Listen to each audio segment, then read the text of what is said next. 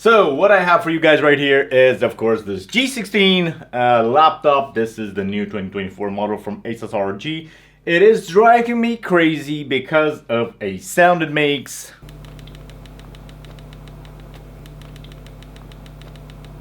So this screw right here, which looks like that doesn't look like that from me.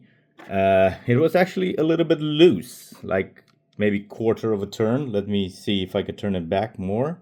That took care of my problem. So maybe that little screw was my issue. It seems that anyway I managed to fix this little guy and no more rattling sound.